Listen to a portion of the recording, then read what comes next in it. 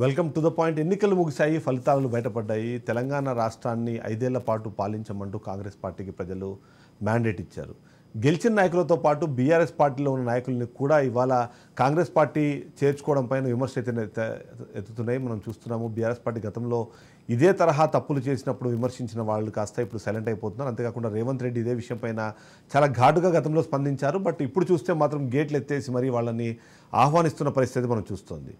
BRS party కూడా మనం చూస్తున్నాము, ఏదైతే అంటే గతంలో ఇదే తరహా యాక్టివిటీస్ చేసినా సరే ఇప్పుడు మాత్రం నీతి వాక్యాలు వల్లిస్తున్న పరిస్థితి మనకు కనిపిస్తుంది. అంతేకాకుండా హైకోర్టు, సుప్రీంకోర్టు దాకా వెళ్ళి మరీ వాళ్ళని డిస్క్వాలిఫై చేసేందుకు అవసరమైన కసరత్తు కూడా ప్రారంభించినట్టుగా మనకు అర్థమవుతోంది. మొత్తానికి చూస్తే నిజంగానే ఇలాంటి ఫిరాయింపు రాజకీయాలు ఏమాత్రం ఫలితాలను ఇస్తాయి అన్న విషయంపైన అయితే చాలా రకాల చర్చలు. ఎందుకంటే గతంలో బీఆర్ఎస్ పార్టీలను విలీనం చేసుకునేందుకు, లేకపోతే పార్టీలను పూర్తిగా రాష్ట్రంలో లేకుండా చేసేందుకు చేసిన ప్రయత్నంలో భాగంగా చాలామందిని తమ పార్టీలో చేర్చుకుంది. ఇవాళ చూస్తే మాత్రం పార్టీ నిర్వీర్యమైన పరిస్థితి మనకు కనిపిస్తుంది. ఈ ఫిరాయింపుదారుల వల్ల పార్టీలకు ఒరిగేది ఏమైనా ఉందా? అధికారమే పరమావధిగా వాళ్ళు మారుతున్న నేపథ్యంలో వీళ్ళని ఆహ్వానిస్తున్న పార్టీలు ఏమాత్రం సక్సెస్ అయ్యే అవకాశం ఉందన్న విషయంపై ఇవాళ మనం చర్చలు చేపట్టాం. మనతో పాటు గిరిధర్ గారు రాజకీయ విశ్లేషణ మనతో పాటు జాయిన్, అలాగే ఇందిరా శోభన్ గారు కాంగ్రెస్ పార్టీ నుంచి తను కూడా జాయిన్ అయ్యారు. గిరిధర్ గారు, మొత్తంగా ఓవరాల్గా చూస్తే మాత్రం అంటే ఉమ్మడి ఆంధ్రప్రదేశ్లో కావచ్చు, లేకపోతే ఇవాళ విభజిత ఆంధ్రప్రదేశ్లో కావచ్చు, ఈ ఫిరాయింపులు అన్నది చాలా క్యాజువల్ యాక్టివిటీలా కనిపిస్తోంది. ఎన్నికలు ముగిసిన తర్వాత యూజువల్లీ జర్నలిస్టులుగా మేమందరం ఏంటంటే ఫస్ట్ ఒక వారం 10 రోజులు కొత్తగా మంత్రివర్గం ఏం ఏర్పడుతుంది, మంత్రివర్గంలో ఎవరికి అవకాశాలు వచ్చే ఉన్నాయని విశ్లేషిస్తూ దానికన్నా ఎక్కువగా ఇవాళ పార్టీని ఫిరాయించే నాయకులు ఎవరు ఉండే అవకాశం ఉంది అనే విషయం పైన కూడా చర్చించే పరిస్థితి ఏర్పడుతోంది. సో ఏమంటారు ఈ ఫిరాయింపుదారులు కానివ్వండి, ఈ ఫిరాయింపుదారులను ప్రోత్సహిస్తున్న పార్టీలు, వాళ్ళ అవసరాలు, లేకపోతే ఫర్దర్గా వాళ్ళకి ఏర్పడే పరిస్థితులు, వీటిపైన మీ విశ్లేషణ? అంటే ఇది ఎలక్షన్ తర్వాత ఫిరాయింపులు చేశారు కాబట్టి మీరు చర్చిస్తున్నారు, కానీ ఎలక్షన్ ముందర ఎంతమంది ఫిరాయించారు అది కూడా ఉంది కదా. అవును, ఫిరాయింపులు అన్నవి ఎలక్షన్ తో నిమిత్తం లేకుండా ఎలక్షన్ ముందర వెనకాల అన్నది చేయడం అన్నది మనం ఒక పరిపాటి చూస్తాం.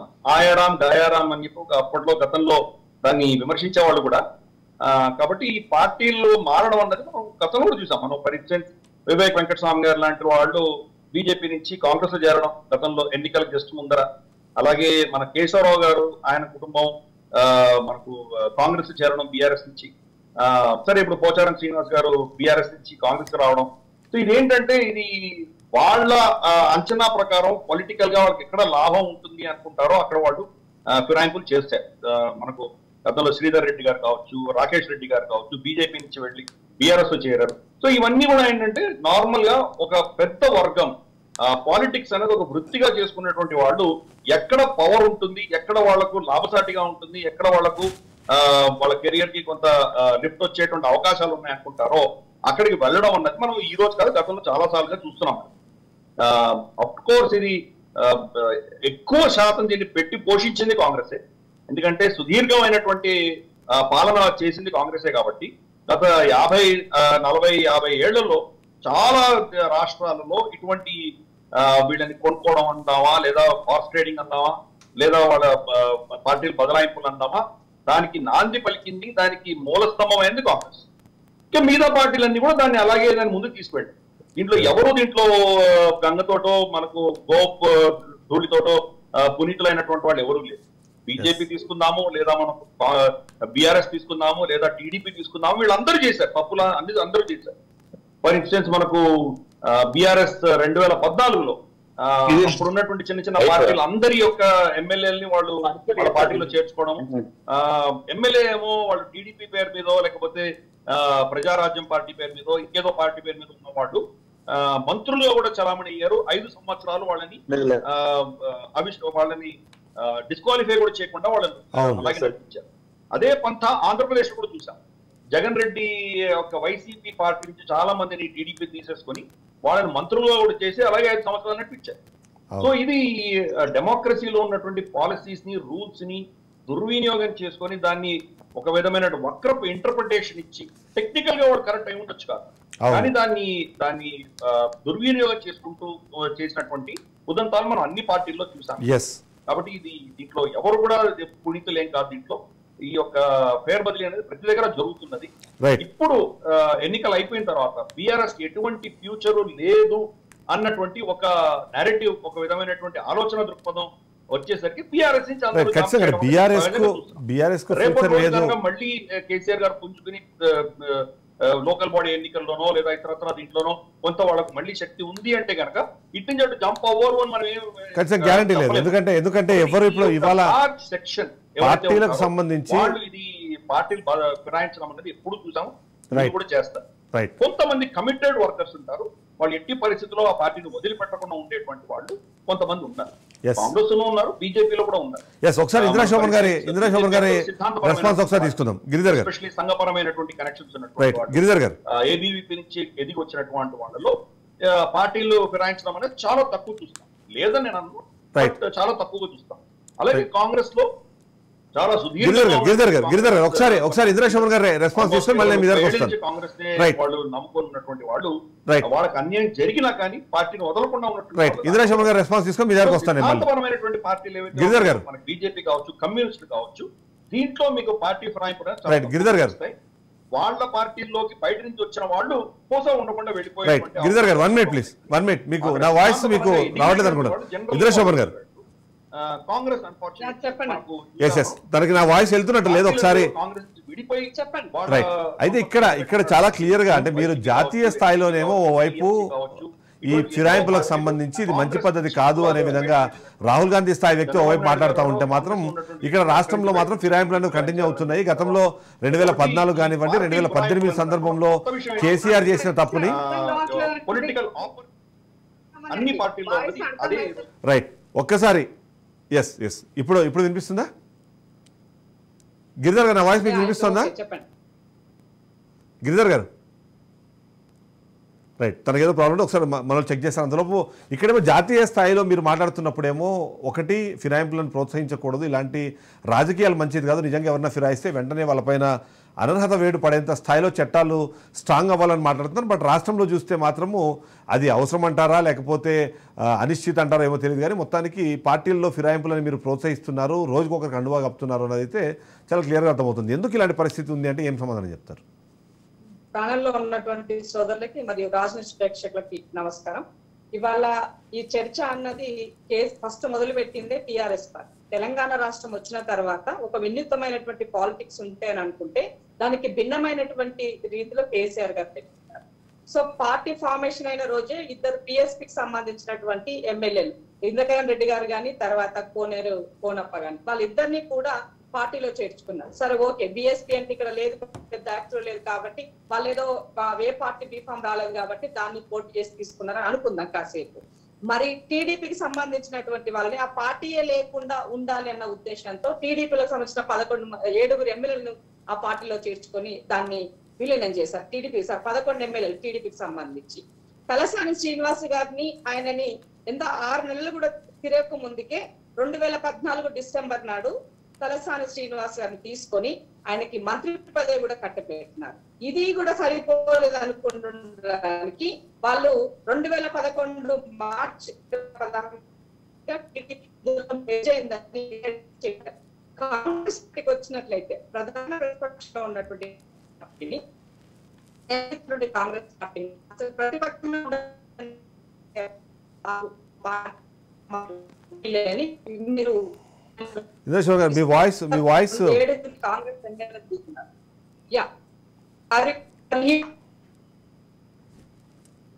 కాంగ్రెస్ పార్టీకి సంబంధించిన 7 ఎమ్మెల్యేలని తీసుకొని ఆ రోజు మీరు అంటే కాంగ్రెస్ పార్టీకి ప్రధాన ప్రతిపక్ష హోదా కూడా ఉండొద్దు అన్న ఉద్దేశంతో 2017లో 2014 అయిపోయినాక 2వ సెషన్ లో కూడా అనుకున్నటువంటి సంఖ్య వచ్చినప్పటికీ కూడా అప్పుడు కూడా వదలలేదు. కాంగ్రెస్ పార్టీ అసలు ఉండనే ఉండదు, దీని ఆనవాళ్ళే ఉండాల్సిన అవసరం లేదని 19 మంది ఎమ్మెల్యేలు గెలిస్తే 12 మంది ఎమ్మెల్యేలని మీ పార్టీలో చేర్చుకొని ప్రధాన ప్రతిపక్ష హోదా లేకుండా ఇది టిట్ ఫర్ టాటా లేకపోతే 2 seconds నాకు ఇవ్వండి, 2 seconds ఇవ్వండి. సో ఇవాళ ఆ రోజు ప్రతిపక్ష హోదాలో ఉన్నటువంటి వ్యక్తి భట్టి విక్రమార్క దళితుడు ఉంటే ఓర్వలేక మీరు అది మైనార్టీలకి ఎంఐఎం పార్టీకి మీ యొక్క భాగస్వామ్యం ఇచ్చారు. అది సరిపోదు అనకుండా ఎమ్మెల్సీగా ఉన్నటువంటి షబ్బీర్ అలీ మైనార్టీ గారు షబ్బీర్ అలీ అది కూడా సరిపోదనుకొని దాన్ని కూడా విలీనం చేశారు. ఉన్నటువంటి దాంట్లో ఆకులు తక్కువ ఉంటాయి. తర్వాత ఇంకొక ముగ్గురు సంతోష్ గారిని తర్వాత ఇంకొక మొత్తం 4 ఎమ్మెల్సీలు కూడా తీసుకొని మీరు అటు ఎమ్మెల్యే కానీ ఎమ్మెల్యేలు కానీ ఎమ్మెల్సీ కానీ సో అసెంబ్లీలో చట్టసభల్లో కాంగ్రెస్ వాయిస్ ఉండకూడదు, ఒక ప్రతిపక్షం అనేది ఉండకూడదు, ప్రజల తరపున మాట్లాడకూడదు అన్న ఒక కుటిలమైనటువంటి బుద్ధితో మీరు ఫిరాయింపులు చేస్తారు. ఆ రోజు నేను ఒక ఆర్టికల్ రాసా. ఏం రాశానంటే నేటి ఫిరాయింపులే రేపు ఫిరంగులు అయిపోతాయని ఆ రోజు నేను ఆర్టికల్ రాసి ఇవాళ సరిగ్గా అది కేసీఆర్ కనబడుతున్నది. కాబట్టి వాళ్ళకి దిమ్మ తిరిగి బొమ్మ కనిపించే విధంగా ఈ ఫిరాయింపులే ఇవాళ మళ్ళీ నాకు ఫిరంగులయ్యి ఎక్కడి నుంచి వచ్చారో ఏ గూటికి ఆ గూటి పక్షులు చేరుకుంటున్నాయి అనేది కేసీఆర్ గారు చాలా క్లియర్ పిక్చర్ గా కనబడుతుంది.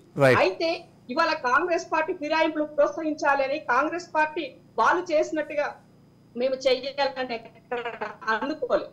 కానీ ప్రాంతీయ పార్టీగా ఉన్నటువంటి కేసీఆర్ యొక్క నియంత్రిత ధోరణికి ఇవాళ పార్టీలో ఉన్నటువంటి నాయకులు ఎమ్మెల్యేలు తెలంగాణ రాష్ట్ర పునర్నిర్మాణం చేయాలనుకున్నదానికి బీజేపీలోకి వెళ్ళలేనటువంటి వాళ్ళు కాంగ్రెస్ అంటే కాంగ్రెస్ వాళ్ళు బీఆర్ఎస్ వీడడానికి కారణాలు ఇంద్రశేఖర్ గారు వాళ్ళు బీఆర్ఎస్ వీడడానికి కారణాలు చాలా ఉండొచ్చు, కానీ వాళ్ళని వాళ్ళు వేయడానికి కారణాలు ఉండొచ్చు. కానీ మన చట్టం అంటూ ఒకటి ఉంది, దాని ప్రకారం మీరు వాళ్ళని ఎమ్మెల్యేలుగా రాజీనామా చేసి మరొకసారి గెలిపించుకొని మీ పార్టీలో తీసుకోవడంలో ఎవరికి ఎలాంటి అభ్యంతరాలు ఉండవు.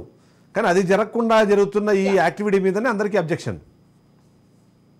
యాంటీ డిఫెక్షన్ లా తెచ్చిందే కాంగ్రెస్ పార్టీ. మేము ఆ రోజు నుంచి మొత్తుకున్నది కూడా అదే, దీనిని స్ట్రాంగ్ చెయ్యండి అంటే ఈ విషయానికి వచ్చినట్లయితే మనం చెప్పాల్సినప్పుడు ప్రాపర్ గా చెప్తున్నాం, కానీ వినే రీతిలో ఓపికలో లీడర్ గాని క్యాడర్ గాని ఇవాళ లేదు.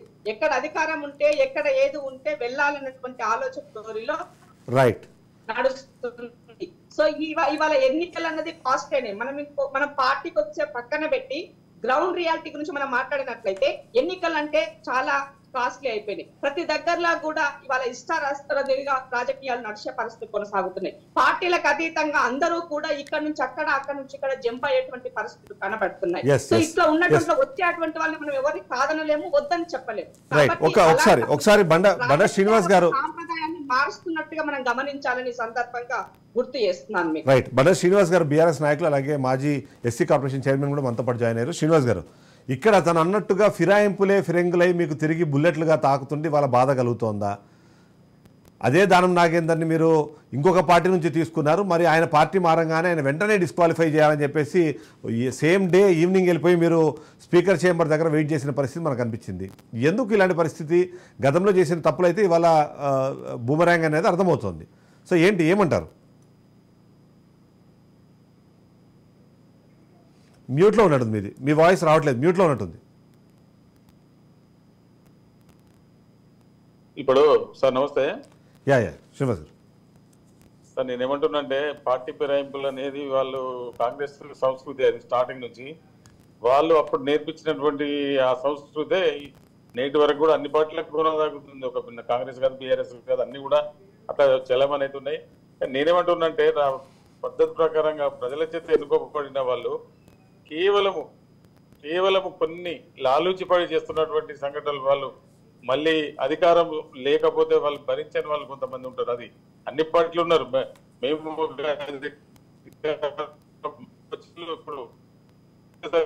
అలా కూడా పోతా ఉన్నారు. నేనేమంటున్నానంటే ప్రజలందరూ గమనిస్తా ఉన్నారు. ఈరోజు ఇప్పుడు కొంతమంది ఇప్పుడు శ్రీనివాసరెడ్డి గారే ఉన్నారు, వారిని కేసీఆర్ గారు బాగా ఆదరించి వాళ్ళకు వారికి చైర్మన్ పదవి కాకుండా స్పీకర్ ఇచ్చే కాకుండా వాళ్ళను ఆయనను బాగా గౌరవించి అన్ని దాంట్లో కూడా గొప్పగా చూసుకున్నటువంటి వ్యక్తి. ఆయన కూడా ఏంటంటే ఒక రాజకీయంగా ఇప్పుడు 5 సంవత్సరాలు నేను వట్టిగా ఉండలేను, కేసీఆర్ గారు రారు, నేను 5 సంవత్సరాలలో మళ్ళీ నాకు కొడుకును కూడా తయారు చేసుకోవాలని వివిధ కారణాలతోటి వాళ్ళు పోవడం జరిగింది.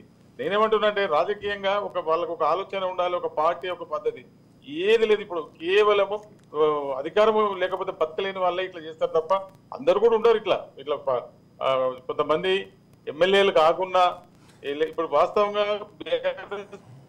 అయితే ఇక్కడ వచ్చే సమస్యల్లా రాజకీయ పరంగా సైద్ధాంతికతని వాళ్ళు లోపించడమో లేకపోతే ఈ సిద్ధాంతాలని పాటించకపోవడం అనేది ఒక కీలకమైన సమస్యగా మనం అందరము పరిగణిస్తుంటాం. గతంలో మీరు వాళ్ళని తీసుకునేటప్పుడు మీరు చెప్పిన కారణాలు సుస్థిరమైన పాలన కల్పించాలనే ఉద్దేశము, లేకపోతే అభివృద్ధి జరగాలి అంటే మా పార్టీలో ఉంటే అభివృద్ధి జరుగుతుంది అనే ఒక సంకేతాలు ఇవ్వడము, అవి డైరెక్ట్గా కనిపించే, ఇండైరెక్ట్గా మీరు చేసిన పని ఏంటంటే ఆ రోజు పార్టీలను మొత్తానికి లేకుండా చేద్దామనే ప్రయత్నం అన్నది ఆ రోజు చాలా క్లియర్గా కనిపించింది.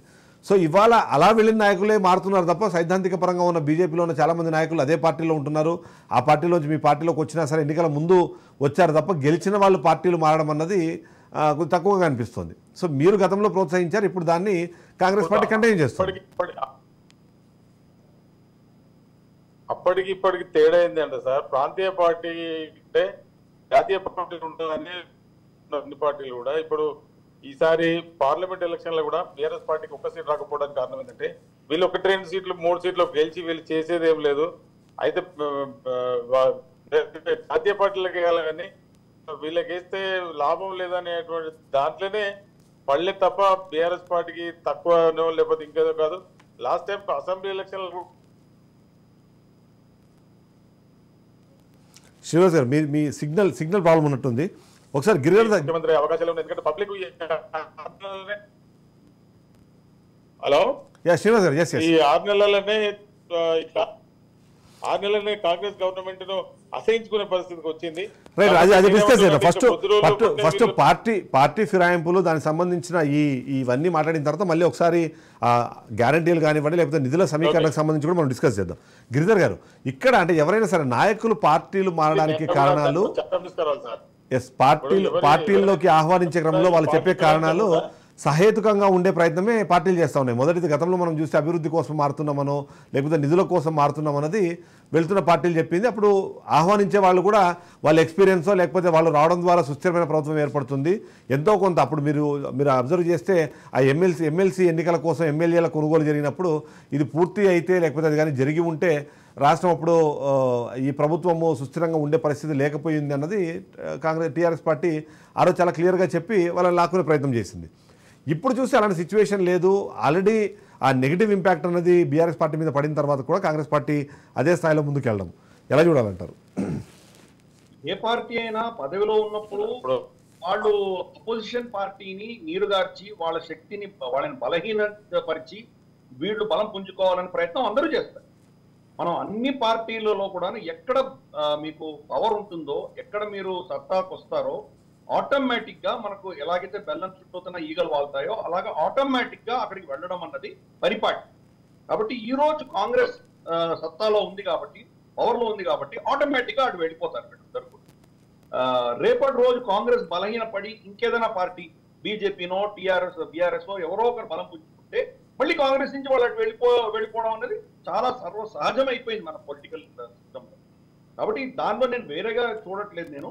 నేను చెప్పినట్లు ఒక మెజారిటీ పొలిటికల్ లీడర్షిప్ ఏదైతే ఉన్నదో వాళ్ళు నీళ్లు ఎటు ప్రవహిస్తున్నాయో వాళ్ళు బాగా అర్థమవుతుంది కాబట్టి అటు వెళ్ళిపోతారు.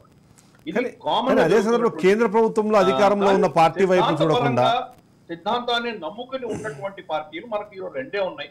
ఒకటి బీజేపీ, రెండవది కమ్యూనిస్ట్ పార్టీ. ఈ రెండు సిద్ధాంతపరంగా ఆపోజిట్ సైడ్ ఉన్నా కానీ కూడా వాళ్ళ కేడర్లో మార్పులు అనేవి ఆల్మోస్ట్ రమారమి లేవనే చెప్పాలి. వాళ్ళ పార్టీలో చేరినటువంటి వాళ్ళు మళ్ళీ వెళ్ళిపోయేటువంటి అవకాశాలు ఉన్నాయి. ఎందుకంటే వాళ్ళ సిద్ధాంతపరంగా రాలేదు. వీళ్ళ దగ్గర బలం ఉంది, వీళ్ళ దగ్గర పవర్ ఉంది, వీళ్ళ దగ్గర గవర్నమెంట్ ఉంది కాబట్టి వస్తామని చెప్పి వచ్చేవాళ్ళు ఉంటారు. కాబట్టి అటువంటి వాళ్ళు వెళ్ళిపోయినా మనం ఆశ్చర్యపడక్కర్లేదు.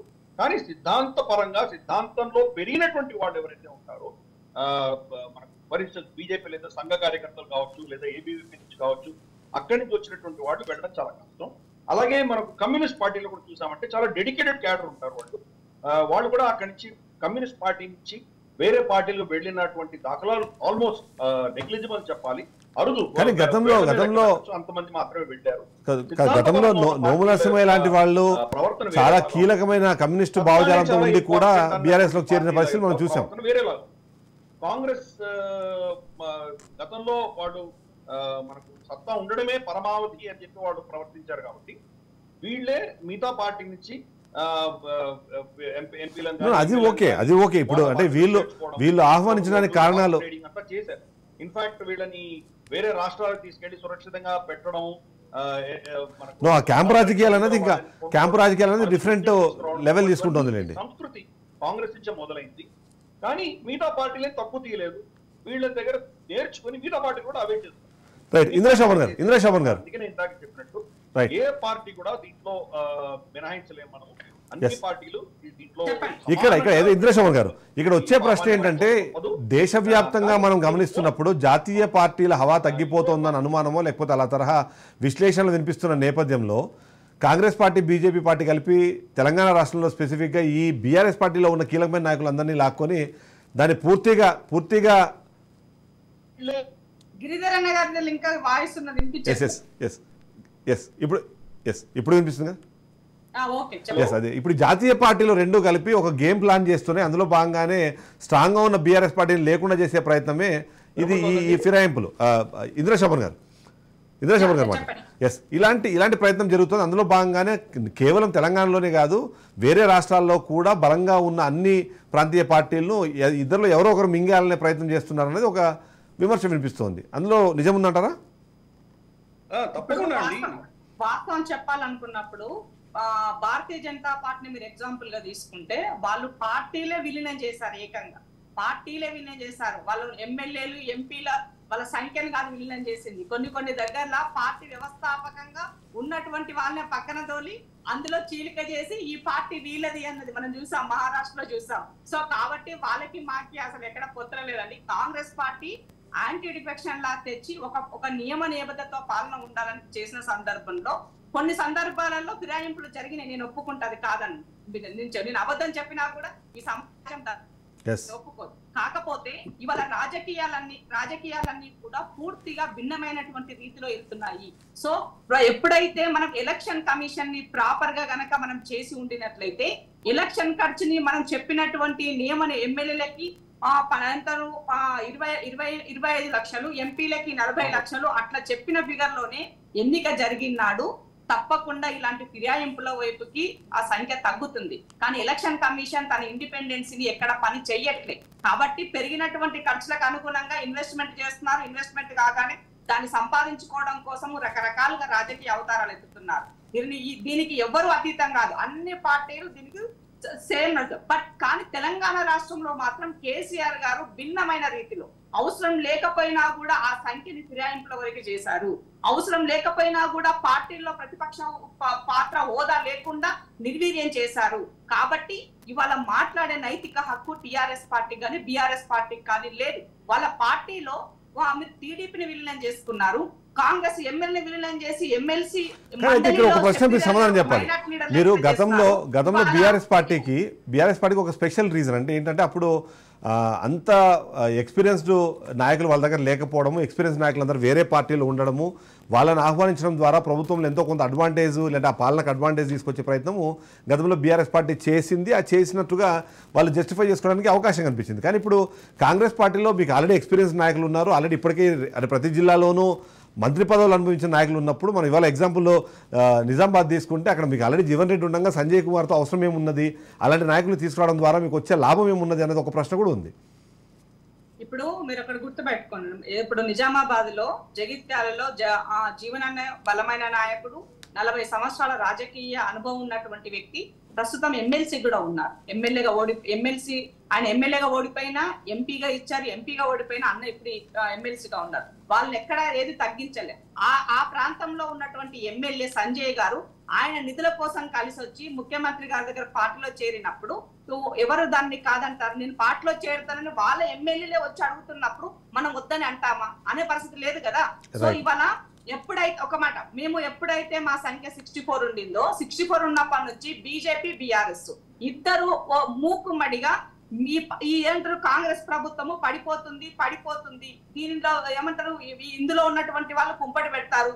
బీజేపీ బీఆర్ఎస్ ఎమ్మెల్యేలు కలిపి కాంగ్రెస్ ను తీసుకెళ్లిపోయి ఇవాళ ఇంకో కూటమి ఏర్పడుతుంది. రకరకాలుగా వాళ్ళ నుంచి స్టేట్మెంట్స్ వచ్చాయి. బండి సంజయ్ గారు చేశారు, కేటీఆర్ గారు చేశారు, వాళ్ళ పార్టీలకు సంబంధించినటువంటి కడియం శ్రీహర్ మా పార్టీలో చేరిన కడియం శ్రీహర్ కూడా స్టార్టింగ్ లో చెప్పారు. అంటే ఇట్లా రకరకాలుగా స్టేట్మెంట్లు ఎందుకు మాట్లాడాల్సిన అవసరం వచ్చింది అంటే విలువలేనటువంటి రాజకీయాలకు మీరు రాజ్యం పోస్తున్నారని ఈ సందర్భంగా అడగాల్సిన పరిస్థితి. అందుకే అన్న నేను ఆ రోజు అవసరం లేనటువంటి సంఖ్యను మీకు ఫస్ట్ దఫాలో కొంచెం సంఖ్య ఎడ్జ్ లో ఉన్నప్పటికీ మీరు కొంతమందిని జాయిన్ చేసుకున్నారు. సెకండ్ దఫాలో మీకు అబ్జల్యూట్ మెజారిటీ కన్నా ఎక్కువగా సంఖ్య వచ్చింది. 88 మెంబర్స్ గెలిస్తే 104 వరకు దాన్ని కౌరవ సభ లాగా మీరు చేసుకున్నారు ఆనాడు. అందుకే నేను అంటున్నాను మళ్ళీ నా పదాలు చాలా మందికి రీచ్ అయ్యాయి.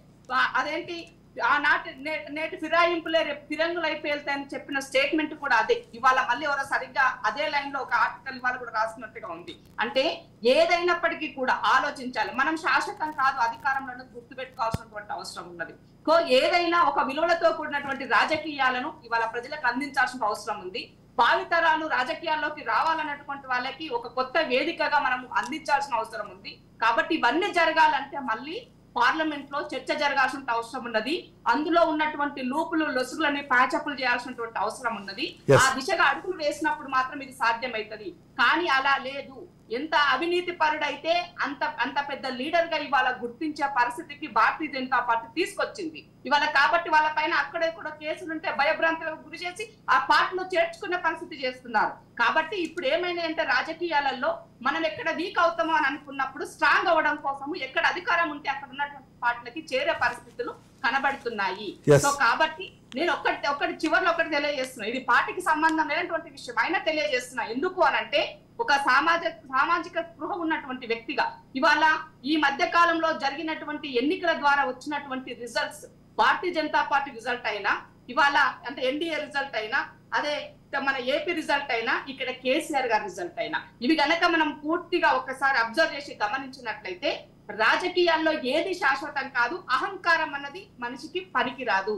మీరు సంక్షేమ పథకాల రూపంలో దోచిపెట్టినమని చెప్పుకున్నప్పటికీ కూడా ప్రజలు ఒకసారి మిమ్మల్ని పక్కన పెట్టాలనుకుంటే పెట్టడానికి ఇవన్నీ కారణాలని ఈ సందర్భంగా నేను గుర్తు చేస్తున్నాను. సో ఏదేమైనప్పటికీ కూడా తెలంగాణ రాష్ట్రంలో జరుగుతున్నటువంటి విషయంలో పోచారం లాంటి వ్యక్తులు మా పార్టీలో చేరుతున్నప్పుడు పోచారం అనేటువంటి వ్యక్తి ఆయన ఒక ఏమంటారు సుదీర్ఘ రాజకీయ అనుభవం ఉన్నటువంటి వ్యక్తి. ఆయన ముందు కాంగ్రెస్ నుంచి టీడీపీ నుంచి బీఆర్ఎస్ అగైన్ ఇవాళ మళ్ళీ కాంగ్రెస్ కి చేరుకున్నారు ఆయన. అంటే ఇట్లా మనం కొన్ని ఎగ్జాంపుల్ గా చెప్పాల్సి వచ్చినప్పుడు వాళ్ళలో ఉన్నటువంటి అంటే ఇవాళ తెలంగాణ రాష్ట్రాన్ని ఒక సరియైన రీతిలో వెళ్లాలన్నా సంక్షేమ పథకాలు ప్రాపర్ గా రీచ్ అవ్వాలన్నా ఒక మంచి స్వేచ్ఛాయుతమైనటువంటి నాయకత్వం లక్షణాలు ఇలా కాంగ్రెస్ పార్టీలో ఉన్నాయని నమ్ముతున్నారు. కాబట్టి ఇవాళ తిట్టిన వాళ్ళు కూడా వచ్చి మళ్ళీ మా పార్టీలో చేరుతున్నారు అన్న దాన్ని మనం గమనించాల్సినటువంటి విషయం. సో దీంట్లో ఏమైనా పొరపచ్చలు ఏమైనా ఉంటే ఆ పార్టీకి సంబంధించినటువంటి ఆ నాయకులు వాళ్ళు సరి చేసుకోవాల్సిన అవసరం ఉంది. కేసీఆర్ యొక్క అహంకారమే ఇవాళ వీటన్నింటికి ఎగ్జాంపుల్ అని ఈ సందర్భంగా గుర్తు చేస్తున్నా. ఈ రోజు ఎందుకు కేసీఆర్ ప్రెస్ మీట్ పెట్టలేడు, ఎందుకు మాట్లాడతలేడు? ఇవాళ బీజేపీ అది డిస్కస్ చేద్దాం. దాంతో పాటు ఆ విషయాలు కూడా మనం డిస్కస్ చేయాల్సిన అవసరం అయితే కనిపిస్తుంది. ఎందుకంటే నిధుల సమీకరణకు సంబంధించిన డిస్కషన్ కూడా ఇప్పుడు చాలా కీలకంగా ఉంది. నిధుల సమీకరణకు సంబంధించిన డిస్కషన్ కూడా ఉంది. మీతో నేను అది కంటిన్యూ చేస్తాను. శ్రీనివాస్ గారు, ఇక్కడ వస్తున్న సమస్యల్లా మీరు వాళ్ళని భయపెట్టే క్రమంలో ఆ భయమో లేకపోతే అంటే జాగ్రత్త పడండి అని మీరు ఇచ్చిన హింటో కానీ ఇవాళ ఆ పార్టీ ఫిరాయింపుల్ని మేము ప్రోత్సహించడానికి కారణము 3 నెలలు 6 నెలలు చెప్పి మీరు వాళ్ళకి టైం లైన్స్ చెప్పడం కాదంటారా? మ్యూట్ ఉందండి శ్రీనివాస్ గారు. కాంగ్రెస్ లా 3-4 గ్రూపులు అయినాయి. రేవంత్ రెడ్డి గారికి భయం పుచ్చుకున్నది ఎక్కడ ఏం రివర్స్ అవుతుందో అని చెప్పి ఇళ్ళ పోయి చేర్పించుకుంటా ఉన్నాడు. ఇక వీళ్ళందరూ ఇప్పుడు మేడం చెప్పినట్టుగా మా పార్టీలనే ఉండే అంటే ఇలా కొంతమంది మిలిటెంట్లు అట్లా వచ్చిళ్ళు వాళ్ళ స్వార్థం కొరకు వాళ్ళు పార్టీలు తిరుక్కుంటూనే స్వార్థం అనట్లేదు వాళ్ళ కుటుంబ సభ్యులు కాబట్టి అడిదిరెడ్డి తిరిగి మళ్ళీ కుటుంబంలో వచ్చి వాపస్ చేరారు. అది చేసుకోవడానికి కారణం మాత్రం బీఆర్ఎస్ వాళ్ళు చెప్పిన ఒక జాగ్రత్తను. ఎందుకంటే ప్రభుత్వాన్ని కూర్చోబోతున్నాము, త్వరలోనే కేసీఆర్ గారు సీఎం అవ్వబోతున్నారు అని మీరే మాట్లాడారు. వచ్చిన వాళ్ళు కూడా ఉన్నారు. ఇప్పుడు రేవంత్ రెడ్డి గారు కాంగ్రెస్ కాదు కదా, రేవంత్ రెడ్డి గారు వేరే పార్టీ నుంచి అంటే అన్ని మొత్తం ఒక కూరగాయల గంపలెక్క అయింది. కానీ ఆయనకు వెనకకెళ్ళిందంటే వాళ్ళు వాస్తవంగా ఫస్ట్ నుంచి కాంగ్రెస్ ఉన్నోళ్ళే ముఖ్యమంత్రిగా ఉండాలి ఇవన్నీ ఇప్పటి నుంచి వాళ్ళకు కొంచెం డిస్టర్బ్ అయింది. కాబట్టి ఈ రేవంత్ రెడ్డి గారు ఏం చేస్తున్నారంటే ఈ బీఆర్ఎస్ పార్టీలోకి వెళ్ళి కొంతమందికి ఆశ పెట్టి ఇళ్లలో పోయి వాళ్ళకి వచ్చేసి ఆయన ఒక గుంపు తయారు చేసుకుంటా ఉన్నాడు. అయితే ఇలా కేసీఆర్ గారు స్పందించి ఏదో చెప్పవలసిన అవసరం లేదు. ఎవరిష్టం వాళ్ళు సార్, మేము ఎవరిని ఆపేది లేదు. ఖచ్చితంగా ఒక పద్ధతి ప్రకారంగా రాజకీయం చేసిన వాళ్ళు తప్పకుండా ఉంటారు ఎవరైనా కానీ. అది అంటే మీ పార్టీ మీద నమ్మకం లేకపోవడము ఒకటి, రెండోది భవిష్యత్తు గురించి ఆలోచించే నాయకులు బీఆర్ఎస్ పార్టీలో గతంలో సఫకేషన్ గా ఫీల్ అయ్యారు, అక్కడ ఒక నియంతృత్వ ధోరణి లాంటిదో అలాంటి పాత్రలో కనిపించింది మాకు అని బయటకు వచ్చిన ఒకరిద్దరు నాయకులు మాట్లాడే పరిస్థితి మనం చూస్తూనే ఉన్నాం. సో ఆ రీజన్స్ వల్లనే వీళ్ళు బయటకు వస్తున్నారని నమ్మాల్సిన అవసరం లేదంటారా? పోయిన వాళ్ళు ఏదో రీజన్ చెప్తాంటారు సార్. పోయిన వాళ్ళ గురించి మాకు వాళ్ళ గురించి మాట్లాడవలసిన అవసరం లేదు. వాళ్ళు ఒక మూర్ఖులు. ఎందుకంటే నిన్న దాకా అధికారం ఉన్నప్పుడు పెద్దగా అనుభవించి ఈరోజు అధికారం పోగానే కేసీఆర్ గారిని ఒంటరి చేద్దాం అనుకుంటారు. వాళ్ళు భ్రమ. అట్లా ఆయన కాడు. ఆయన ఉద్యమం చేసి రాష్ట్రాన్ని సాధించుకున్న మొదటి ముఖ్యమంత్రి ఆయన. ఇవి అప్పటికీ తాటాకు సప్పులకు భయపడు కాదు, 100% ధైర్యంగా ఉంటాడు. మేమందరం కార్యకర్తలు ఏం సార్, కానీ అందరికీ అదే క్వశ్చన్ ఉంది, ఎందుకు ఆయన ఎంబడి ఉన్నాం కాదు. ఇప్పుడు మొన్న రీసెంట్ గా పోయినంత మాత్రాన అయ్యేది ఏం లేదు సార్. రీసెంట్ ఎంపీ ఎలక్షన్లకు ముందు ఒక్కొక్కరిని పిలిచి మాట్లాడి వాళ్ళని బుజ్జగించో లేకపోతే ఏదో ఒకటి మాట్లాడి బతిమాలో ఎంపీకి కొంతమంది క్యాండిడేట్లు అయితే రెడీ చేశారు. కానీ ఆ తర్వాత భరోసా ఇవ్వడంలో మాత్రం ఫెయిల్ అయ్యారు. అదే కారణంతో ఇవాళ పార్టీ మంది, ఎందుకంటే ఇప్పుడు పోచారం లాంటి వాళ్ళు, నేనేమంటే పోచారం లాంటి వాళ్ళు ఏదో పదవిని ఆశించిపోయారు అంటే మనం నమ్మాల్సిన అవసరం ఉందంటారా? నేను పోచారం లాంటి వాళ్ళు ఒక పదవిని ఆశించో లేదంటే దాని గురించి ఆశపడో అంటే ఆ పార్టీ మారారో నమ్మాల్సిన అవసరం ఉందంటారు. ఎందుకంటే అన్ని పదవులు అనిపించేశారు. ఆల్మోస్ట్ ఇప్పుడు ఏమంటారు రిటైర్మెంట్ దగ్గరగా ఉన్నట్టుగా కనిపిస్తుంది. అదే సార్, ఆయన రిటైర్మెంట్ దగ్గర ఆయన కొడుకు ఒక భవిష్యత్తు చూపించాలి. ఈ 5 ఏళ్ల తర్వాత ఆయనకి ఇంకా నడవరాదు, ఇదంతా కాదు. కాబట్టి కొడుకుని ఒక ప్రయోజకుని చేయాలి, అక్కడ మళ్ళీ ఎమ్మెల్యే చేయాలనేటువంటి ఒక కాన్సెప్ట్ తోటి పోయింది ఆయన చెప్పి. ఆయన పలు సందర్భాలలో కూడా అన్నాడు, నెక్స్ట్ నా కొడుకునే పెడతాను, నాకు చేతనైతే లేదు, ఆయన నడవస్తే లేదు. ఆయన కూర్చొని ఉపన్యాసం ఇచ్చేటోళ్ళు మీరు చూసేళ్ళు చాలా దిక్కులు. నేనేమంటున్నాంటే వాళ్ళ స్వార్థాలతో పోయిళ్ళు, దాని ద్వారా బీఆర్ఎస్ పార్టీకి వచ్చిన నష్టం కూడా ఏం లేదు సార్. ఇలా సంజయ్ వేండు రేపు ఇంకెవరైనా ఇట్లాంటి వాళ్ళు పోయినా కూడా జనము కేసీఆర్ గారు ఏమడి ఉన్నారు. గిరిధర్ గారు, ఇక్కడ ఫైనల్గా ఈ పాయింట్కి సంబంధించి ఇక్కడ మరొక భయంకరమైన ఒక టెన్షన్ చాలా మందిలో కనిపిస్తుంది. ఓవైపు ఆంధ్రప్రదేశ్ రాష్ట్రంలో ఇవాళ టీడీపీ అధికారంలోకి వచ్చింది. సరే ఎన్డీఏ కూటమైనా సరే టీడీపీ అధికారంలోకి వచ్చింది. బీఆర్ఎస్ పార్టీకి సంబంధించిన కీలకమైన నాయకులు కానివ్వండి, లేకపోతే వాళ్ళ ఓట్ బ్యాంక్ను మనం గమనిస్తే ఎక్కువ శాతము టీడీపీ నుంచి అటు ట్రాన్స్ఫర్ అయినట్టుగా చాలామంది విశ్లేషిస్తుంటారు. ఇక్కడనేమో ఆ పార్టీని యాక్టివ్ చేయాలి అనే ఒక ప్రయత్నం జరుగుతుందన్న వార్తలు వినిపిస్తున్న నేపథ్యంలో అది కూడా వచ్చింది అనుకోండి, అప్పుడు బీఆర్ఎస్ పార్టీ పరిస్థితి ఎలా ఉండే అవకాశం ఉందంటారు? టీడీపీ మళ్ళీ ఇక్కడ తెలంగాణలో వస్తుందని నేను అనుకోను. ఎందుకంటే అది ఫండమెంటల్ గా స్ట్రక్చరల్ గా తప్పు చేశారు ఆయన చంద్రబాబు నాయుడు. ఎప్పుడైతే రాష్ట్ర విభజన జరిగిందో అప్పుడు ఆయన ఆంధ్రప్రదేశ్ రాష్ట్రానికి ముఖ్యమంత్రిగా వెళ్లేసరికి కేసీఆర్ గారు వేసిన ఒక్క స్టేట్మెంట్, మీరు మీ ఆర్డర్లన్నీ అమరావతి తెచ్చుకుంటారా అని చెప్పేసరికి టీడీపీ ఇక్కడ కంప్లీట్ గా నాశనం అయిపోయింది. కాబట్టి మళ్ళీ టీడీపీ వస్తుందని నేను అనుకోను. టీడీపీ రూపాయన రాదు. మేబీ ఇంకేదైనా పార్టీ రూపేణా ఇంకేదో కొత్త తెలంగాణ పేరిట ఏదైనా వస్తే మనం చెప్పలేం.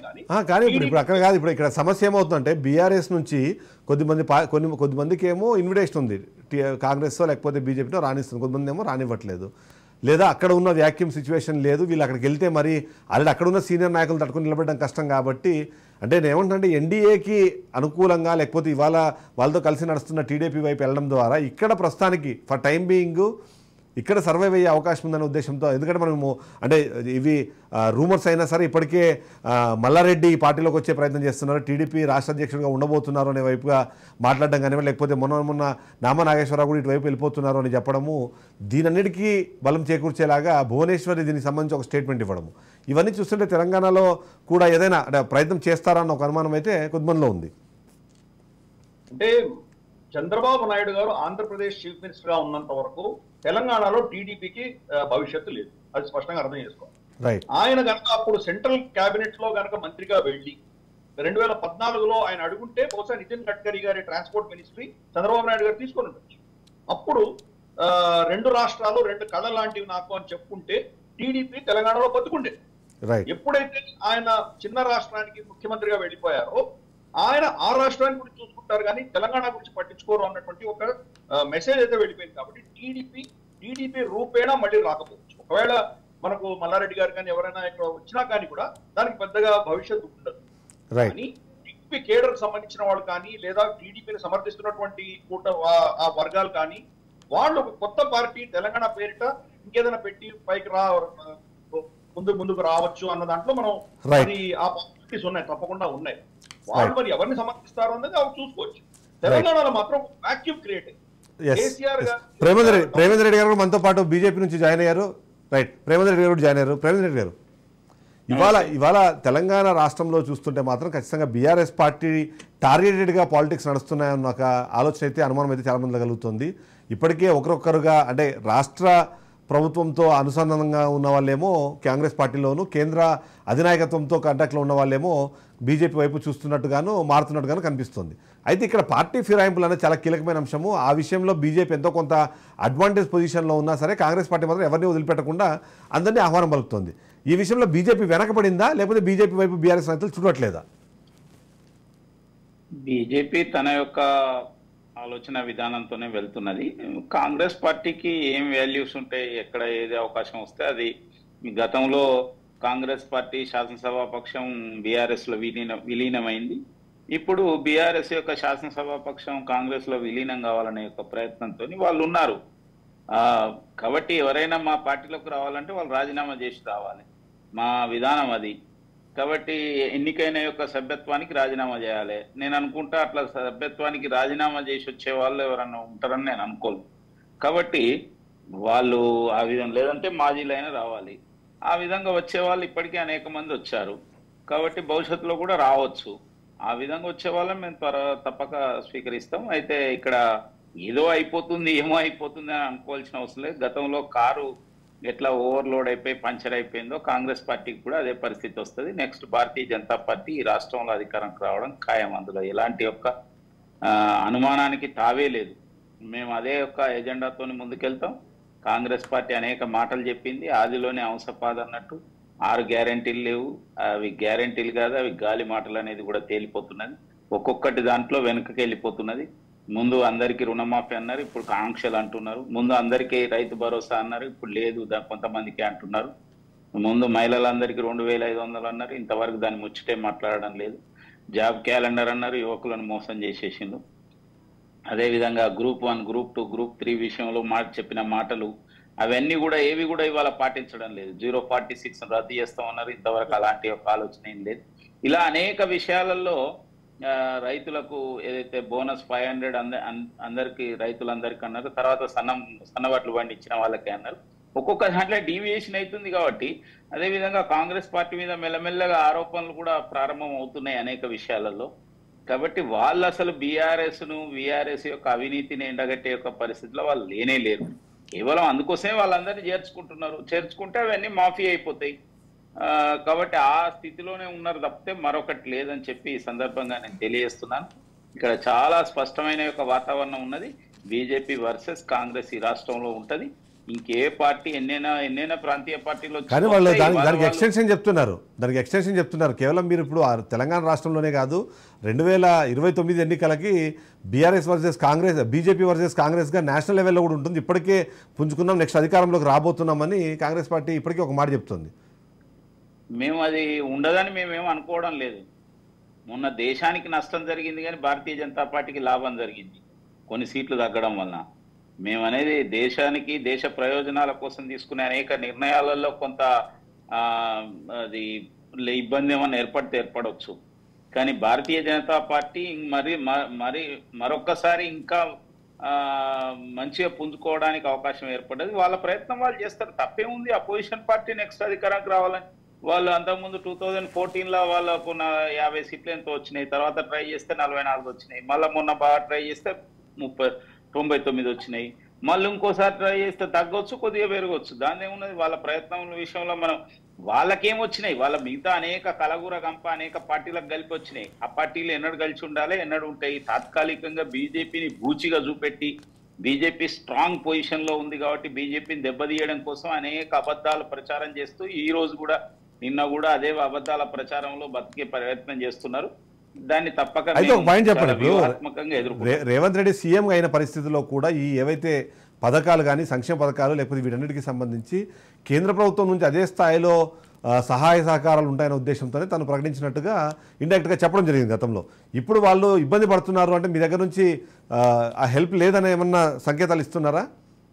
అంటే మేము రాష్ట్రాల యొక్క అభివృద్ధి, భారతదేశ అభివృద్ధి అనేది భారతీయ జనతా పార్టీ వినాదం, నరేంద్ర మోడీ గారి యొక్క విధానం. కాబట్టి రాష్ట్రాల అభివృద్ధి చెందాలనే విషయంలో ఏ పార్టీ ప్రభుత్వం అని ఉండని, ఏ రాష్ట్రంలో అయినా మాకు ప్రజలు ముఖ్యం, తెలంగాణ ప్రజలు ముఖ్యం తప్పితే కాంగ్రెస్ పార్టీ ముఖ్యం కాదు. తెలంగాణ ప్రజల కోసం మేము అన్ని కూడా ఏ విధంగా గతంలో మేము 9 లక్షల కోట్లు ఇక్కడ తెలంగాణ రాష్ట్రానికి ఇచ్చినాం. అప్పుడు ఇక్కడ మా ప్రభుత్వం లేదు కదా. ఇవాళ అనేక రాష్ట్రాల్లో మా ప్రభుత్వం లేదు కదా. లేనంత మాత్రాన మేము ప్రజలను ఎందుకు వదిలిపెడతాం? కాబట్టి వాళ్ళ ప్రజల కోసం భవిష్యత్తు మేము ఆలోచన చేస్తాం. ఏది సహకరించాలో అది అవుట్ ఆఫ్ ది వేలో పోయి రాజ్యాంగ పరిధిలోనే మేము ఆలోచిస్తాం తప్పితే అవుట్ ఆఫ్ ది వేలో పోయి వాళ్ళు ఏదో ఇష్టం వచ్చిన వాగ్దానాలు చేస్తే అవన్నీ నెరవేరుతాయంటే అది వాళ్ళు చూసుకోవాలి. వాళ్ళ యొక్క పరిస్థితి వాళ్ళు ఎట్లా ఉండాలని చూసుకోవాలి. ఇంద్రజపన్ గారు, అలివిగాని హామీలు ఇచ్చేసారు, ఇవాళ ఆచరణలోకి వచ్చేటప్పటికీ షరతులు వర్తిస్తాయని చెబుతున్నారు. దీని ద్వారా చాలామంది ప్రజలు ఇబ్బంది పడబోయే పరిస్థితి కనిపిస్తోంది. మీరు మాట మార్చారు అన్నది ఇవాళ మీ మీద వినిపిస్తున్న ఆరోపణ.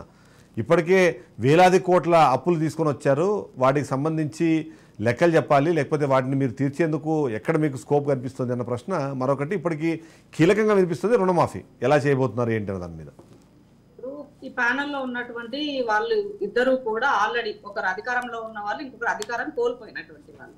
సో సంక్షేమ పథకాలు అమలు చేసేటప్పుడు ఏ చేసినా కూడా మనం ఏం చెప్తాము, వైట్ రేషన్ కార్డు బీపీఎల్ వాళ్ళకి సంక్షేమ పథకాలు అందుతాయని చెప్తాం. అదే చెప్తామా, ఇంకేమైనా చెప్తాం, ఉన్నోడు గురిస్తామని చెప్తామా? కాబట్టి వాళ్ళకి వాళ్ళు ఊహించుకొని మాట్లాడుతున్నటువంటి విషయాలు. ఇవాళ 200 యూనిట్ల కరెంటు అందరికీ అని అమలు చేస్తున్నామని చెప్పేసి చెప్పారు. 500 రూపాయల సిలిండర్ ఇచ్చారు. 3500 ఇండ్లు ప్రతి నియోజకవర్గానికి అన్నారు. అది కమిటీలు వేసి ఎవరికి నిజంగా జెన్యూన్ గా ఇల్లు లేదో ఆ ఇల్లు లేని వాళ్ళకి అందిస్తామని అవి గ్రామ కమిటీల తీర్మానాలు చేసిస్తామని చెప్పినారు. సో మరి ఇక్కడ చెప్పింది ఏంటి, చేయకపోవడం ఏంటి వాళ్ళకే తెలియాలి. ఇక రైతు బంధు విషయానికి వస్తే, ఎస్, రైతు బంధులో అందరికి కావలసినటువంటి దాంట్లో ఒక కమిటీ వేశారు. ఆ కమిటీ విధి విధానాలు తయారు చేసి ఉన్నటువంటి ఎవరైతే ఏమంటారు రైతు బంధు గతంలో ఇవాళ రైతు భరోసా అయింది. ఆ రైతు భరోసాలో ఇవాళ రాళ్లకు, రప్పలకు, కోటీశ్వర్లకు, ఏమంటారు రాజకీయ నాయకులకు, వ్యవసాయం చేసుకునే వాడికి రైతు భరోసా అండి, రైతు సహాయం, రైతు బంధు. భూమి ఉంటే ఇచ్చేది రైతు బంధు కాదు, అది మనం అర్థం చేసుకోవాలా. సో ఇవాళ దానిని నిజంగానే ప్రజల నుంచి వచ్చిన ట్యాక్స్ ద్వారా వచ్చినటువంటి డబ్బులను ప్రాపర్ గా యూటిలైజ్ చేసినప్పుడు మాత్రమే ఆర్థిక క్రమశిక్షణ ఉంటది. కేసీఆర్ అలా చేయలేదు కాబట్టి ఇవాళ 7 లక్షల కోట్ల అప్పు అయింది. ఆ అప్పు తీర్చడం కోసం మళ్ళీ అప్పు చేసే పరిస్థితిలో ఉన్నాము. మనం అర్థం చేసుకోకపోతే ఎట్లా? కాబట్టి ఒక ఆరోపణలు చేసేటప్పుడు కూడా మనం కూడా అధికారంలో ఉన్నాము, బాధ్యతాయుతంగా ఉంటే బాగుంటదని ఆలోచించుకోవాల్సిన అవసరం ఉందని ఈ సందర్భంగా గుర్తు చేస్తున్నాం.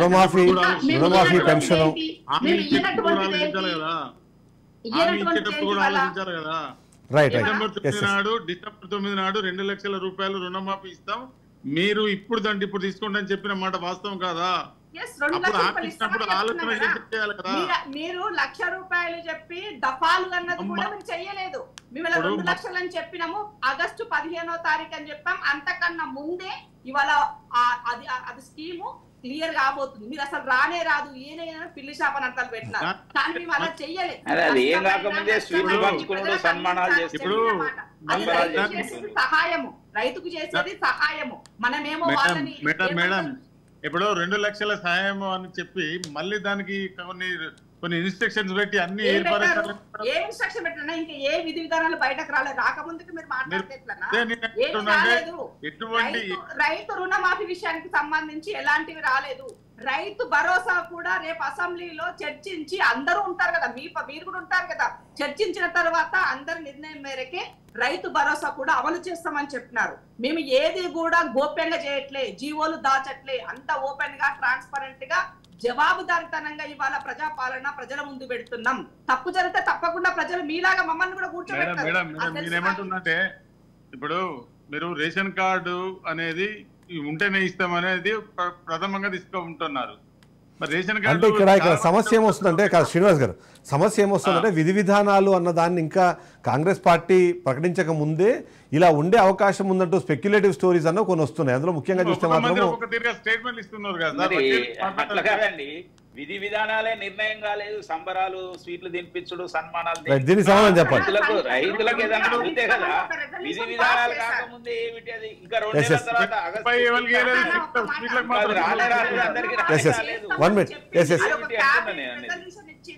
ముందు రైతు భరోసా ఏది?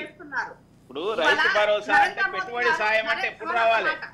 ఆల్రెడీ వర్షాలు పడ్డాయి, వర్షాలు పడ్డాయి, దున్నడం స్టార్ట్ అయింది, నార్లు పోషిన్లు, పెట్టుబడి సాయం ఏదో అంటున్నా.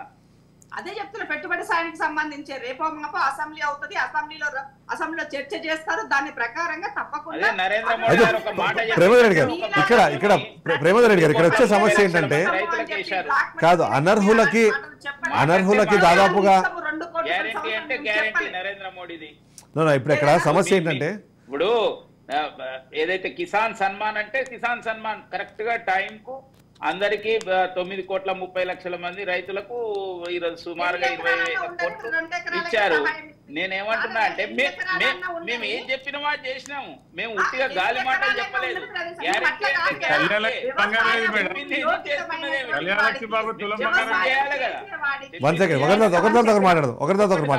తప్పితే ఇంకా చేసేది ఏముంది?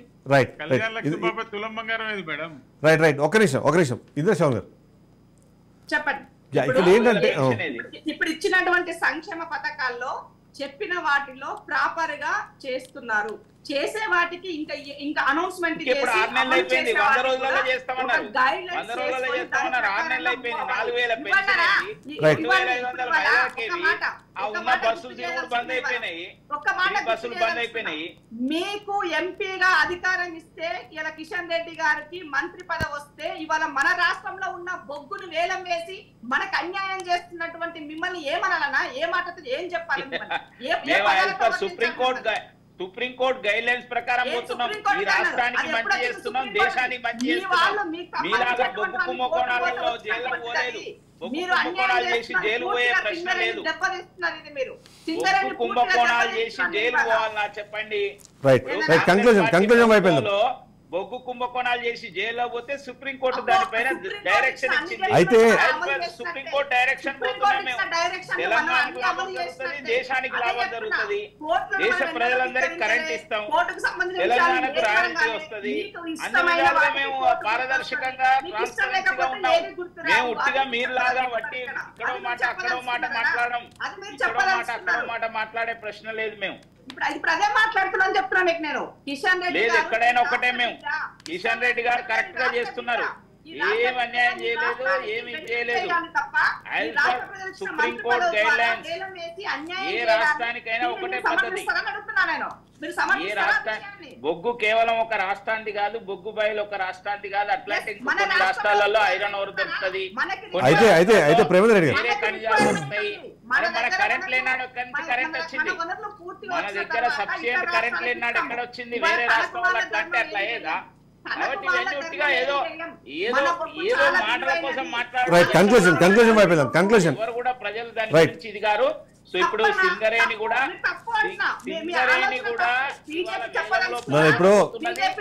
ఇవాళ ఈజీగా సింగరేణి గనులను సంపాదిస్తుంది. ఆ రోజు బీఆర్ఎస్ పార్టీ ఇట్లనే అన్యాయం చేసింది సింగరేణికి, మీరు ముంచేయడానికి మీరు సిద్ధంగా. ప్రేమేంద్ర గారు ఇప్పుడు మామూలుగా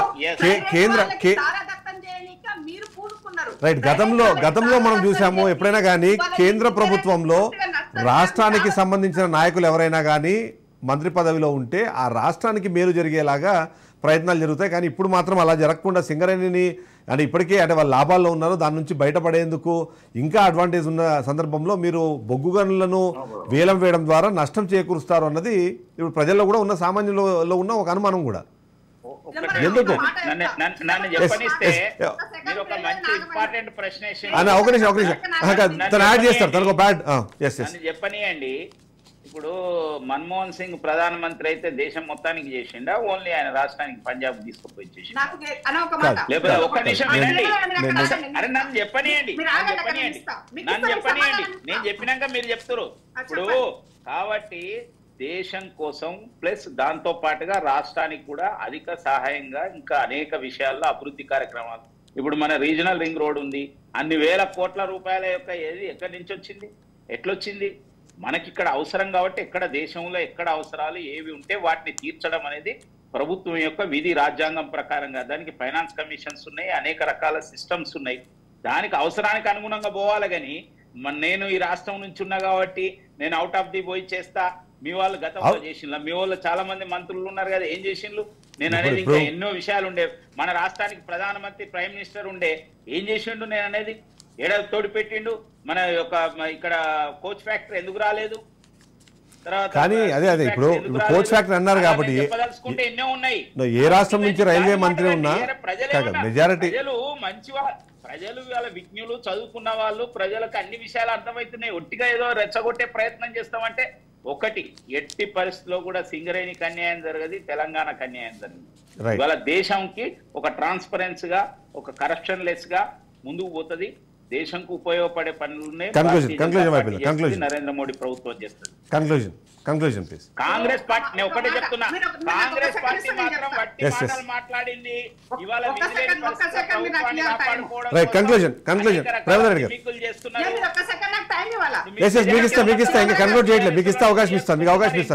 ప్రేమేందర్ రెడ్డి గారిని కంక్లూడ్ చేయమంటున్నా. ఇంద్రశేఖర్ గారు కంక్లూడ్ చేయండి.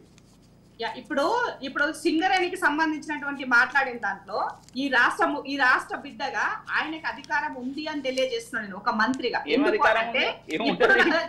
విననా పూర్తిగా వినకుండా అబద్ధం చెప్తున్నారు మీరు. అధికారం ఏముండదు, అధికారం సుప్రీంకోర్టు. అన్న ఒక నిమిషం ఒక నిమిషం ప్లీజ్, ఒక నిమిషం దాన్ని రెస్పాండ్ అవ్వండి. ఇప్పుడు అలాగా ఒకవేళ వేలం వేస్తే దాని రాయల్ వస్తుంది.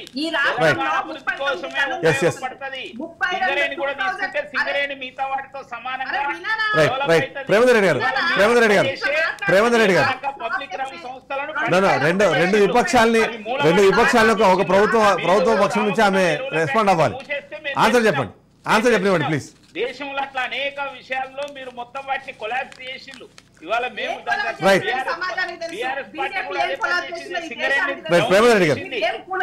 అప్పుడు ఎంతమంది ఎంప్లాయీస్ ఉండే, ఇప్పుడు ఎంతమంది ఉన్నారు? అదాని అంబానీ కోసం ఈయనేమన్నాడు, టిఆర్ఎస్ పార్టీ బొగ్గు గనులు ఓపెన్ అన్నాడు. మరి ఏం చేసిందా? కాబట్టి కాంగ్రెస్ పార్టీ కూడా ఇదే మాటలు మాట్లాడుతున్నారు. కంక్లూజన్ టైం ఎక్సీడ్ అవుతుంది. కంక్లూజన్ క్లోజ్ అయ్యే పరిస్థితి ఉన్నాయి. కాబట్టి ఇవాళ 39 బొగ్గు గనుల్లో దాదాపు ఒక 6 గనులు క్లోజ్ అయ్యే పరిస్థితి ఉంది. ఇవాళ ఒక 4000 యూనిట్లకు సంబంధించినటువంటి సింగరేణికి ఒరిస్సాలో 9 గన్లు ఇచ్చిండ్రు. దాన్ని ఏం చేసిండ్రు? ప్రైవేట్ వాళ్ళకి అప్పచెప్పిండ్రు. మీరు వాస్తవాలు తెలుసుకోండి. ఒరిస్సాలో సింగరేణికి గనులు కేటాయిస్తే వాటిని సింగరేణి కంక్లూజన్ చేద్దాం. గిరిధర్ గారు మాటలు అని చెప్తున్నా నేను. నిన్న బట్టి గారు కూడా పాల్గొన్నారు కదా వేలం ప్రోగ్రామ్ దగ్గర. ఈ రాష్ట్ర ప్రయోజనాలు తాకట్టు పెట్టమంటే ఊరుకున్న కంక్లూడ్ చేద్దాం ప్లీజ్. కంక్లూడ్ చేద్దాం. టైం ఎక్సీడ్ అవుతున్నాము. Last point. Bharatiya Janata Party Giridhar garu last point మీరు కంక్లూడ్ చేయండి. ఎస్ ప్రేమేందర్ రెడ్డి గారు అండ్ ఇంద్రశేఖర్ గారు ఒక నిమిషం వెయిట్ చేయాలి ప్లీజ్.